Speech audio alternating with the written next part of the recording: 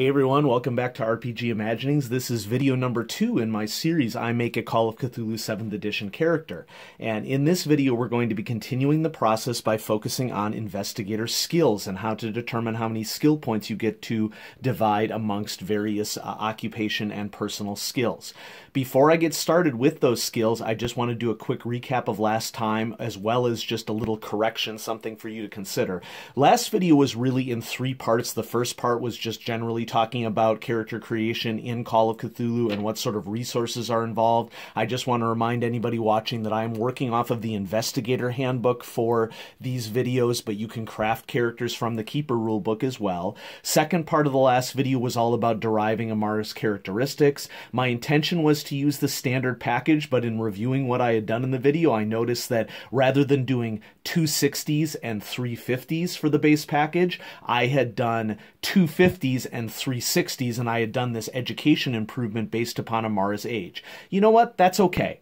So even though the standard package is 2 60s and 3 50s, I kind of reverse those things up. That's all right. You have the freedom to do that when you're crafting a character. And then the third part of the last one is I did all of the derived characteristics. Hit points come from a combination of con and size. I had rolled for my luck of 50. Sanity, starting sanity, comes from the character's power, just the base power score. And magic points are the 1/5 value. And then we also used a combination of strength and size to determine damage bonus and build, and dodge begins at half dex. And I really want to emphasize the word begins because I think this is a big misconception that people have when they come to the game. People don't understand that you can improve the dodge statistic at character creation. So let's talk a little bit about investigator skills. How do you improve your skills at the start of this process?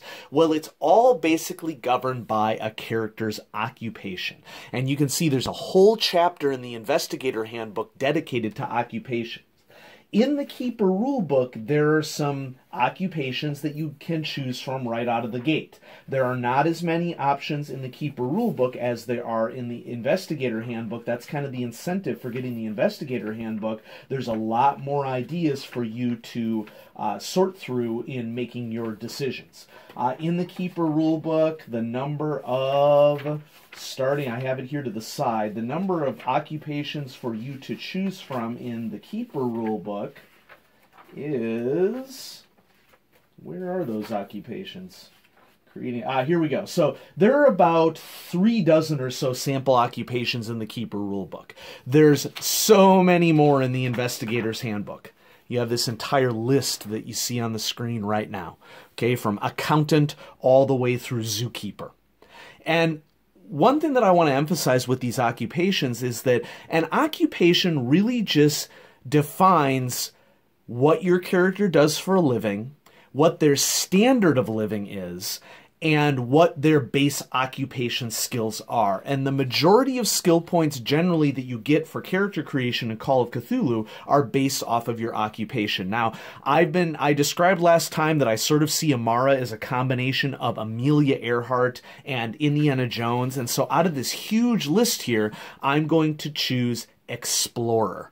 Now, Explorer has classic after it in brackets, meaning that Explorer is limited to the classic era of Call of Cthulhu, the 1920s, which is where I planned to play Amara. And so Explorer is up here in the upper left-hand corner on page 80. So I'm going to go ahead and write down Explorer for Amara's occupation. Now, once you choose an occupation, you still have some choices to make.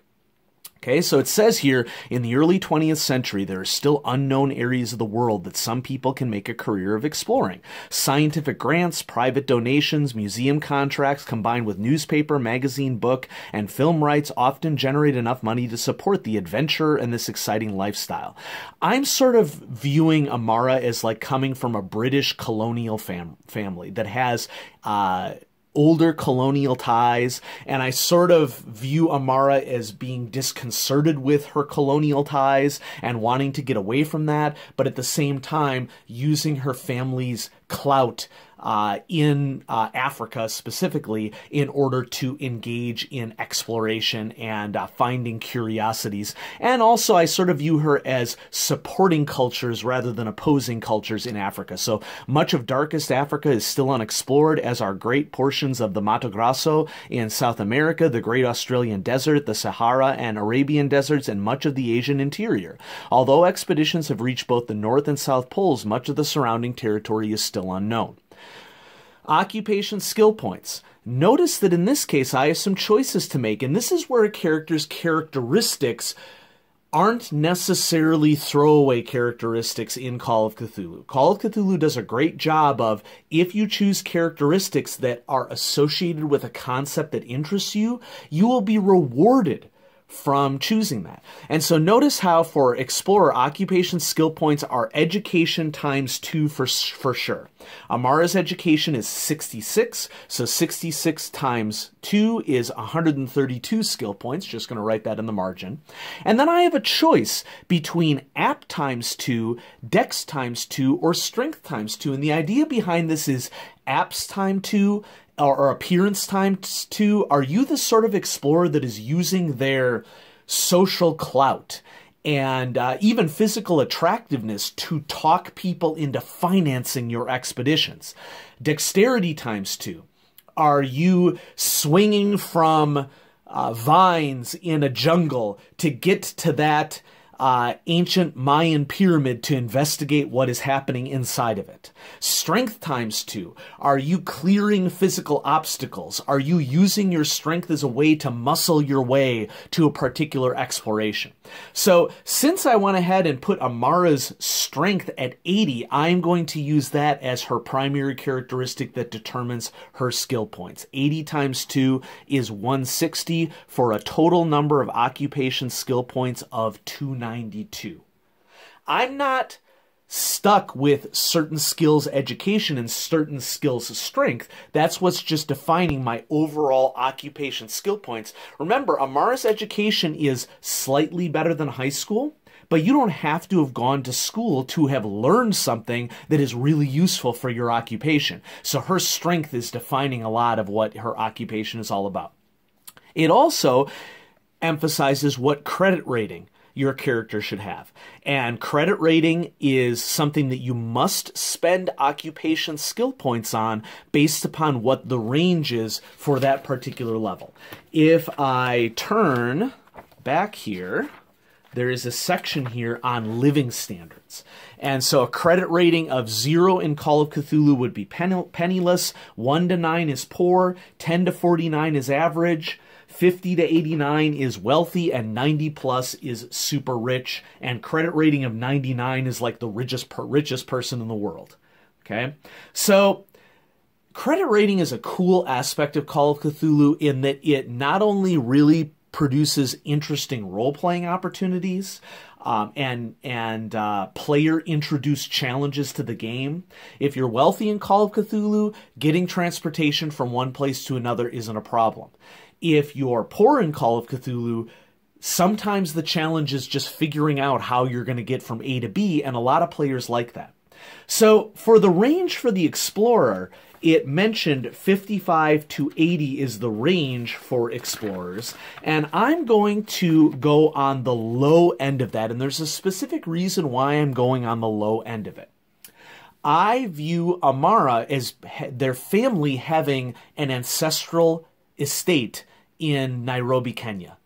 And standard of living differences between the UK, where her family's from, and Kenya being different enough that a credit rating of 55 is going to take her a heck of a lot farther than it will a credit rating of 55 in the UK. So even though it's on the low end of wealthy, I think that a credit rating of 55 will suit the character concept that I have for Amara, and that's just an example of what I'm going to do in spending her occupation skill points. Now, before I get to expending those occupation skill points, let's just go ahead and define the other set of skill points that you have. Whatever a character's intelligence is, that also defines some skill points for them.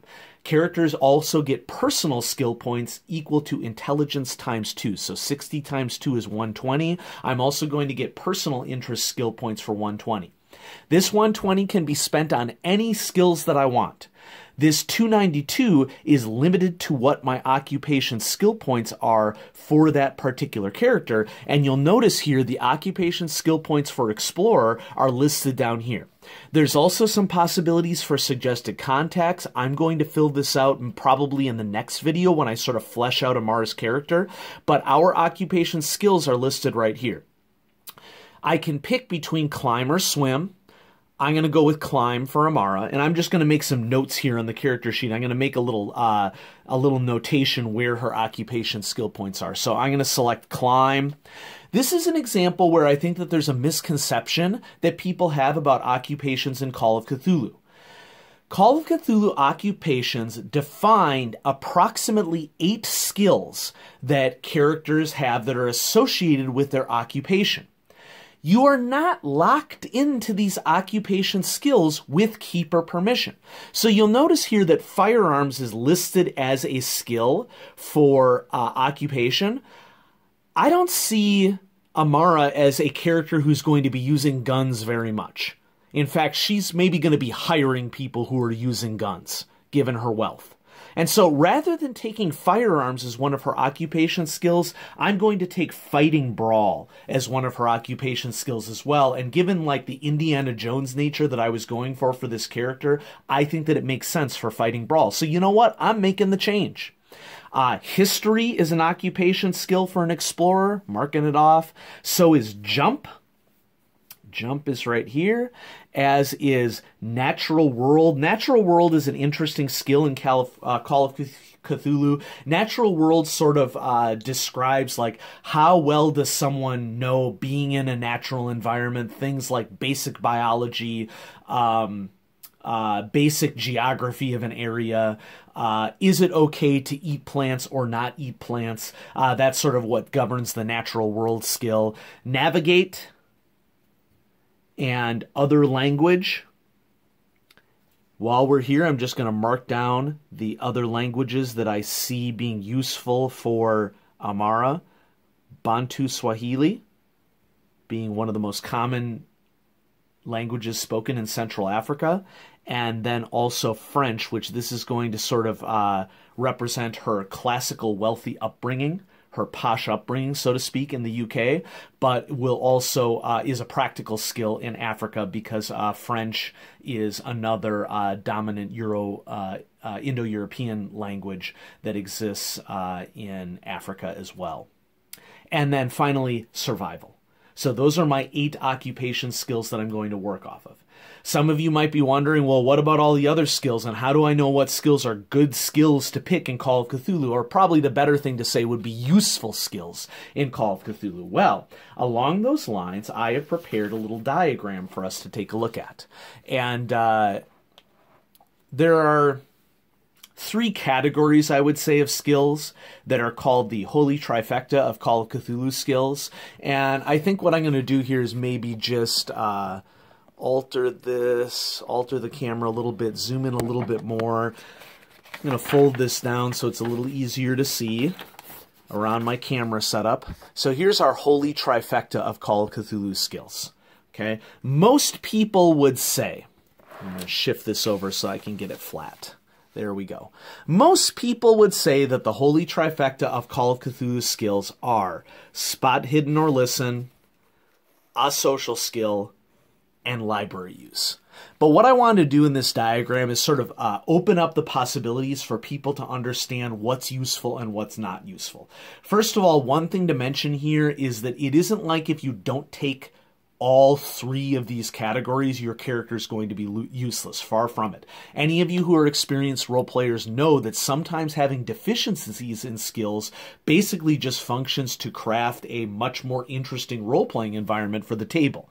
And I want to emphasize the word table here because if we assume that Amara is going to be played at a table, other characters can pick up some of the skill areas that maybe she is lacking in.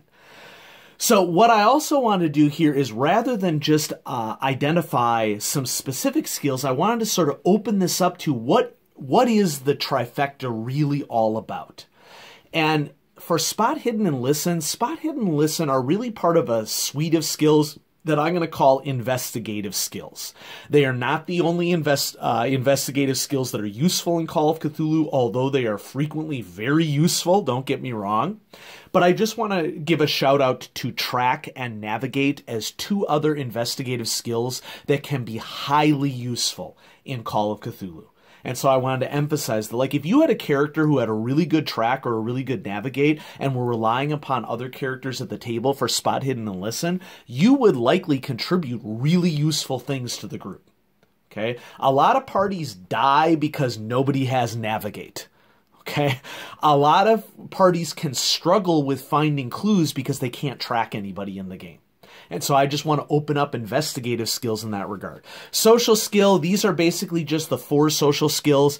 If I were to add another useful skill to this list, which is more of a reactionary social skill that is also very useful to have in the game, that would be psychology. But charm, fast talk, intimidate, persuade, depending upon what you're trying to do, being able to make rolls to get an insight in a social situation can be useful. Of course, we want to encourage role players to role play out social interactions wherever possible. But sometimes you may be short on time. Sometimes you might want to make a skill roll to figure out what an angle could be to take in your role playing. And so social skills are super useful in Call of Cthulhu as well. And then finally, although everybody is probably going to recommend to you that you should have library use, what it really is that somebody in the group needs to have library use. And it doesn't hurt for more than one character to put points at character creation and library use. But there are other lore skills that can be greatly useful in Call of Cthulhu. Okay, I put down knowledge here. I don't know quite what I was thinking when I typed this out. For knowledge, really what I intended to have here would be something like science, and then maybe an art or craft skill could also be highly useful. Like understanding what the relief you are seeing on the wall actually means in a historical sense can make a huge difference. History, of course. I think when I was thinking knowledge, I was thinking of things like history, archaeology, anthropology are all skills that are useful as lore skills, although those may not come up as much as library use does from a raw investigative standpoint. And then don't underestimate the power of other language in this game. The other language skill encompasses a variety of tiers, and those tiers are things like if you put at least 30 points into a particular language, you have like a functional bargaining ability with that language. If you increase your language up to, I think, 50 or 60, you gain fluency in that other language. And so there are different breaks for other language that can help you. Now, here's our holy trifecta to sort of help to guide us as to what we might do. I'm going to go ahead and I've sort of pre-done skills to split up these points. I'm going to sort of speed through and go quickly as to how I'm defining these skills for you so you can sort of see what I'm doing. Amongst my occupation skills, I have 292 to spend, and here's how they shook out. I did this in advance. By the way, whatever points you put into a skill gets added to the base percentage that is in parentheses here, and you cannot add anything to Cthulhu Mythos at the start of the game. So for my occupation skill points, I added 20 to climb, bringing my total to 40. For fighting brawl, I added 30 to it to bring my total to 55. For history, I added 45 to it to bring my total to 50. That's a professional level for Amara. I added 20 points to jump, and so jump is right here, bringing it to a total of 40. I added 20 points to natural world, bringing it to 30. 30 points to navigate, bringing it to 40. She's going to be good at finding her way around.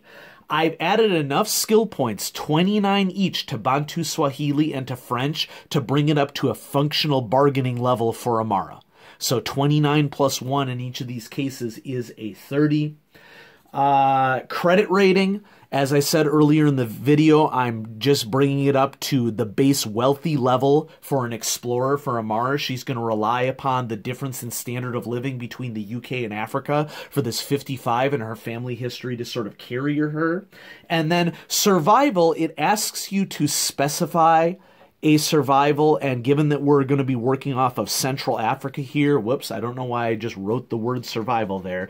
That should have been the word jungle, because we're going to go off the word jungle as her area of expertise for survival. And I have 14 skill points left after I've spent all of what you just saw. And so 10, the base for survival, plus 14 is 24. So that takes care of my occupation skill points for Amara. Now we're going to do the personal skill points. Personal skill points, I have 120 to spend, and I decided to sort of concentrate them into 6 skills. There's an argument as to whether or not, it isn't an argument. Different players like to do different things with skills in Call of Cthulhu. Some players like to concentrate a lot of their skill points into just a variety, or into just like maybe like a half dozen skills. And so you might have just a half dozen or so skills starting in the 50 to 70 range for a character. For Amara, I'm taking more of a jack of all trades and definitely allowing a lot of room for improvement for her. And so, you know, she's not the best at Natural World, but she's good enough that she has a decent chance to make a roll. And if she doesn't, that's okay. She'll just try again, and at a different time, and we'll rely upon her party members. Now, for personal skill points, I've decided to concentrate in Spot Hidden, one of the primary Holy Trifecta skills, an investigative skill. I put 25 points here for a total of 50. 25 plus 25 is 50. I want her to be pretty good at the nature of being an explorer. I'm thinking Indiana Jones. So I'm putting 10 points in archaeology to bring it up to 11. This is sort of where I spent points that were left over, but I'm just going in the order that I have them here on the sheet. I'm adding 15 to appraise to bring it up for a total of 20. She's going to maybe hire some expertise in these areas, but you know, she's gotten better herself. Persuade, her primary social skill. I put 35 points here out of my personal interest skill points to bring it up to a total of 45. 35 plus 10. And then psychology, I also want her to be able to read people so that she doesn't get swindled by somebody. And so I added 20 points here plus 10 for a total of 30. And then if you're doing the math along with me, which I don't expect you to, I have 10 skill points left. I'm going to put those 10 skill points into dodge. My dodge is going to go from the starting half dex value of 25 up to 35. And this is something that a lot of players don't realize that they can do. You can improve your dodge skill at character creation, and it's generally a good idea to improve your dodge skill because dodge is a skill that gives you an advantage in combat. You just have to tie with somebody in a combat situation rather than getting a better skill level for them. So that's going to round out Amara Dale's skills. And so what I'm going to do between now and the next video is I will get all the half and fifth values recorded on her character sheet. In the next video, we'll kit her out, we'll get her equipment, we'll decide sort of like what weapons I envision her having, if any. And then we'll also take a look at the back of the character sheet where we'll nail down her cash and assets based upon her level of wealth, based upon her credit rating skill, and then we'll also do a little bit of work on her backstory, and that will round out a 7th edition Call of Cthulhu character for everybody. And so thanks so much for watching. Next video coming up in a little bit, and please consider subscribing or liking the channel. It really helps me out. Also, I should point out that I have a Patreon. If you go to Patreon and search for RPG Imaginings, and the actual link, by the way, I'll just write it down right here. It is patreon.com/RPG Imaginings, all one word. Even if you pledged like $1 a month, it would really help me out to continue to produce videos of some of the wide breadth of role-playing games that exist. Thanks so much for watching, everybody. Have a great day.